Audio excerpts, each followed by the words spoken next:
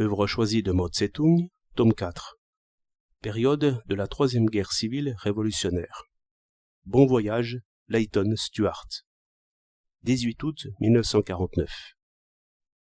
Il est compréhensible que la date choisie pour la publication du livre blanc américain ait été le 5 août, moment où Leighton Stuart était parti de Nankin pour Washington, mais n'y était pas encore arrivé. En effet, Leighton Stuart est le symbole de l'échec complet de la politique d'agression des États-Unis. Leighton Stuart est un Américain né en Chine, où ses relations sociales étaient fort étendues. Il a dirigé des années durant des écoles de missionnaires en Chine. Il fut mis quelque temps en prison par les Japonais pendant la guerre de résistance. Il affectait habituellement d'aimer la Chine aussi bien que les États-Unis, et il était fort capable de jeter de la poudre aux yeux d'un bon nombre de Chinois. C'est pourquoi il fut choisi par George Marshall comme ambassadeur des États-Unis en Chine, et devint une des figures les plus en vue du groupe Marshall.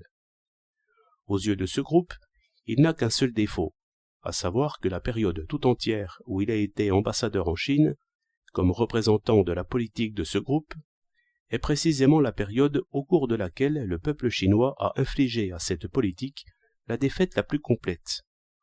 Ce n'est pas là une mince responsabilité. Il est donc tout naturel que le livre blanc, destiné à éluder cette responsabilité, ait été publié à un moment où Leighton Stuart était en route pour Washington, mais n'y était pas encore arrivé. La guerre visant à transformer la Chine en une colonie des États-Unis, et dans laquelle ces derniers donnent l'argent et les armes alors que Chiang Kai-shek fournit les hommes pour se battre au profit des États-Unis et massacrer le peuple chinois, a constitué une part importante de la politique d'agression mondiale de l'impérialisme américain après la Seconde Guerre mondiale. La politique d'agression des États-Unis a plusieurs objectifs, dont les trois principaux sont l'Europe, l'Asie et l'Amérique. La Chine, centre de gravité de l'Asie, est un vaste pays peuplé de 475 millions d'habitants. En s'emparant de la Chine, l'impérialisme américain mettrait la main sur toute l'Asie. Son front en Asie, une fois consolidé, il pourrait concentrer ses forces pour attaquer l'Europe. Quant à son front en Amérique, il le considère comme relativement solide. Voilà les beaux calculs des agresseurs américains. Or, en premier lieu, le peuple américain et les autres peuples du monde ne veulent pas de la guerre. En second lieu, l'attention des États-Unis a été absorbée en grande partie par la prise de conscience des peuples d'Europe, par l'apparition des démocraties populaires en Europe orientale et tout particulièrement par l'imposante présence de l'Union soviétique, ce rempart de la paix d'une puissance sans précédent, à cheval sur l'Europe et l'Asie, qui oppose une résistance opiniâtre à la politique d'agression des États-Unis. En troisième lieu, et c'est là le principal, le peuple chinois a pris conscience. Les forces armées et la force organisée des masses populaires, dirigées par le Parti communiste chinois, sont devenues plus puissantes que jamais. En conséquence, la clique régnante de l'impérialisme américain s'est vue obligée de renoncer à une politique de grandes attaques armées directes contre la Chine, et d'adopter une politique consistant à aider Chiang Kai-shek à faire la guerre civile. Des forces navales, terrestres et aériennes des États-Unis ont en fait participé à la guerre en Chine. Il y avait des bases navales américaines à Tsingtao, à Shanghai et au Taïwan. Des troupes américaines étaient stationnées à Peiping, Tientsin, Tangshan, Xinhuangdao, Tsingtao, Shanghai et Nankin. Les forces aériennes des États-Unis contrôlaient l'espace aérien de toute la Chine et ont photographié toutes les régions stratégiques du pays pour établir des cartes militaires. À Anping, près de Peiping, à Kiaotai, près de Chongqing, à Tangshan et dans la péninsule de Kiaotong, des troupes ou du personnel militaire des États-Unis se sont heurtés à l'armée populaire de libération, qui, à plusieurs occasions, a fait des prisonniers. Les escadrilles de Chenaux ont pris une large part à la guerre civile. Non seulement l'aviation américaine a transporté des troupes pour Chiang Kai-shek, elle a aussi bombardé et coulé le croiseur Chongqing, qui s'était mutiné contre le Kuomintang. Dans tous les cas, il s'agit d'actes de participation directe à la guerre, à ceci près que cette participation n'a pas encore fait l'objet d'une déclaration ouverte, ni n'a pris une grande envergure, la méthode principale d'agression employée par les États-Unis étant d'aider Chiang Kai-shek à faire la guerre civile en lui fournissant en abondance de l'argent, des armes et des conseillers. Ce qui détermina les États-Unis à recourir à cette méthode, ce fut la situation objective en Chine et dans le reste du monde, et non le fait que le groupe Truman-Marshall, clique régnante de l'impérialisme américain, n'eût pas désiré déclencher une agression directe contre la Chine. En outre, au moment où les États-Unis ont commencé à aider Chiang Kai-shek à faire la guerre civile, une comédie fut mise en scène où ils jouèrent le rôle de médiateurs dans le conflit qui opposait le Kuomintang au Parti communiste. Ce fut une tentative d'amollir la volonté du Parti communiste chinois, de tromper le peuple chinois et d'arriver ainsi, sans coup férir, à contrôler toute la Chine. Les négociations de paix échouèrent, la tromperie fit faillite et le rideau se leva sur la guerre. Libéraux ou individualistes démocrates qui nourrissaient des illusions sur les États-Unis et avaient la mémoire courte. Lisez, s'il vous plaît, ces propos d'Acheson.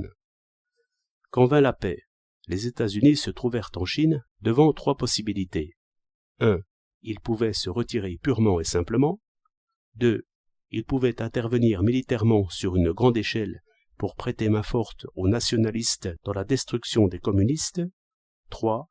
Ils pouvaient enfin, tout en aidant les nationalistes à asseoir leur autorité sur la plus grande étendue possible du territoire chinois, s'efforcer d'éviter la guerre civile en travaillant à un compromis entre les 2 parties. Pourquoi la première politique ne fut-elle pas adoptée? Acheson dit: la première possibilité, et je crois que l'opinion publique américaine jugeait alors ainsi, aurait représenté l'abandon de nos responsabilités internationales et de notre politique traditionnelle d'amitié pour la Chine, avant que nous eussions fait un effort déterminé qui fût de quelque secours. Il en est donc ainsi. Les responsabilités internationales des États-Unis et leur politique traditionnelle d'amitié pour la Chine ne sont rien d'autre que leur intervention en Chine. L'intervention est appelée acceptation des responsabilités internationales et témoignage d'amitié pour la Chine. Quant à la non-intervention, il n'en est pas question.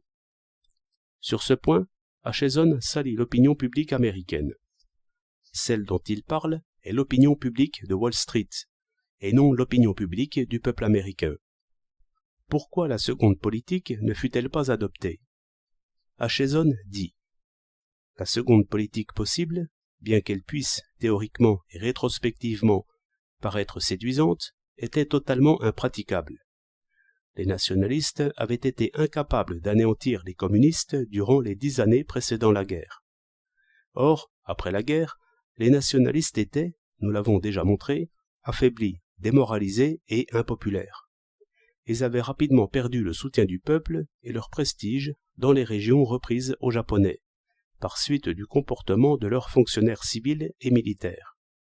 Par contre, les communistes étaient beaucoup plus forts qu'ils ne l'avaient jamais été et contrôlaient la plus grande partie de la Chine du Nord. Étant donné l'incapacité des forces nationalistes, qui devait plus tard être tragiquement démontrée, les communistes n'auraient probablement pu en être délogés que par les forces américaines. Il est évident que le peuple américain n'aurait pas approuvé un engagement aussi colossal de nos armées en 1945 ou plus tard. Nous en sommes donc venus à la troisième politique possible. Excellente idée. Les États-Unis donnent l'argent et les armes et Chiang Kai-shek fournit les hommes pour se battre au profit des États-Unis et massacrer le peuple chinois, dans le but d'anéantir les communistes et de faire de la Chine une colonie des États-Unis, en sorte que ces derniers puissent s'acquitter de leurs responsabilités internationales et mettre à exécution leur politique traditionnelle d'amitié pour la Chine. Bien que le Kuomintang fût corrompu et incapable, démoralisé et impopulaire, les États-Unis ne lui en ont pas moins donné de l'argent et des armes pour qu'il fît la guerre. Une intervention directe par les armes était opportune théoriquement. Pour les gouvernants américains, elle semble l'être aussi rétrospectivement. C'est qu'une pareille entreprise aurait été vraiment intéressante et pouvait même paraître séduisante, mais elle n'aurait pas été possible en pratique, car il est évident que le peuple américain ne l'aurait pas approuvée. Ce n'est pas que le groupe impérialiste de Truman, Marshall, Acheson et autres ne l'eût pas désiré, Il la désirait très vivement. Mais la situation en Chine, aux États-Unis et aussi dans l'ensemble du monde, un point dont Acheson n'a pas parlé, ne la permettait pas. Faute de mieux, ce groupe dut prendre la troisième voie. Que ceux d'entre les Chinois qui croient qu'on peut remporter la victoire, même sans l'aide internationale, écoutent. Acheson est en train de vous faire une leçon. C'est un bon professeur qui donne des leçons gratuites. Il dit toute la vérité avec un zèle infatigable. Il ne dissimule rien. Les États-Unis se sont abstenus d'envoyer des forces importantes pour attaquer la Chine, non que le gouvernement des États-Unis ne le désirât pas, mais parce qu'il avait des raisons d'hésiter. Premièrement, il craignait l'opposition du peuple chinois et il avait peur de s'enliser dans un bourbier dont il ne pourrait plus sortir. Deuxièmement, il craignait l'opposition du peuple américain et il n'osa pas décréter la mobilisation. Troisièmement, il craignait l'opposition des peuples de l'Union soviétique, d'Europe et des autres pays du monde. Il se serait exposé à la condamnation universelle. La charmante franchise d'Acheson a des limites. Il ne tient pas à parler de la troisième raison. C'est qu'il a peur de perdre la face devant l'Union soviétique. C'est qu'il craint que le plan Marshall en Europe, qui est déjà un échec malgré les allégations contraires, ne finissent lamentablement par s'effondrer tout à fait. Que ceux d'entre les Chinois qui sont des libéraux ou individualistes démocrates, aux idées confuses et à courte vue, écoutent. Acheson est en train de vous faire une leçon. C'est un bon professeur pour vous. Il a balayé d'un seul coup vos rêves d'humanité, de justice et de vertu américaine. N'en est-il pas ainsi? Pouvez-vous trouver la moindre trace d'humanité, de justice ou de vertu dans le livre blanc ou dans la lettre d'Acheson? Certes, les États-Unis ont la science et la technique. Mais malheureusement, elles sont dans les mains des capitalistes et non dans celles du peuple. Et elles sont employées, dans le pays, à exploiter et à opprimer le peuple. Et, à l'étranger, à perpétrer des agressions et à massacrer. Il y a aussi la démocratie aux États-Unis. Mais malheureusement, elle n'est qu'un autre nom de la dictature d'une seule classe, la bourgeoisie. Les États-Unis ont beaucoup d'argent, mais malheureusement, ils ne veulent pas en donner à la clique réactionnaire de Chiang Kai-shek, qui est pourrie jusqu'à la moelle. Les États-Unis sont bien disposés, paraît-il, à donner aujourd'hui, comme dans l'avenir, de l'argent à leur cinquième colonne en Chine, mais ne tiennent pas à en donner au commun des libéraux ou individualistes démocrates, beaucoup trop plongés dans les livres et incapables d'apprécier les faveurs. Naturellement, les États-Unis tiennent encore moins à donner de l'argent aux communistes. De l'argent, disait-il, on peut vous en donner, mais il y a une condition. Laquelle? Marcher avec nous. Les Américains ont répandu un peu de farine de secours à Peiping, Tianjin et Shanghai, pour voir qui se courbera pour en ramasser. Comme Chiang Tai-kung, quand il pêchait, ils ont lancé la ligne pour le poisson qui veut se faire prendre. Mais celui qui avale une pitance distribuée avec mépris aura mal au ventre. Nous autres Chinois, nous avons du caractère. Beaucoup de ceux qui étaient jadis des libéraux ou individualistes démocrates se sont dressés face aux impérialistes américains et à leurs valets, les réactionnaires du Kuomintang. Wen Yi-tuo se dressa, frappant du poing sur la table, fit face avec colère au pistolet du Kuomintang et préféra la mort à la soumission. Zhou Tse-ting, quoique gravement malade, aima mieux mourir de faim que d'accepter des denrées de secours américaines. Han Yu, de la dynastie des Tang, a écrit un panégyrique de Po Yi. Il y glorifiait un homme ayant pas mal d'idées individualistes démocratiques et qui se déroba à son devoir envers le peuple de son pays, abandonna son poste et s'opposa à la guerre populaire de libération de ce temps-là, conduite par le roi Wao. Han Yu a eu tort de louer Po Yi. Nous devrions plutôt écrire des panégyriques de Wen Yi-tuo et de Zhou Tse-ting, qui ont donné la preuve de l'esprit héroïque de notre nation. Qu'importe si nous devons affronter quelques difficultés, que les États-Unis nous imposent le blocus, qu'ils le maintiennent 8 ou 10 ans, et alors tous les problèmes de la Chine auront été résolus. Les Chinois trembleront-ils devant des difficultés alors que la mort même ne leur fait pas peur? Lao Tse a dit « Le peuple ne craint pas la mort, pourquoi l'en menacer ?»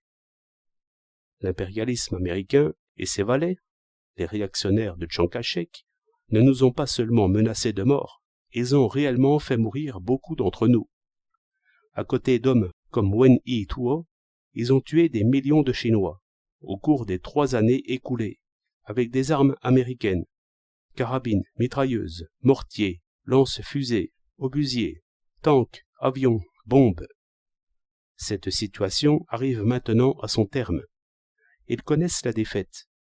Ce n'est pas eux qui lancent maintenant des attaques contre nous. C'est nous qui les attaquons. Ils n'en ont plus pour longtemps.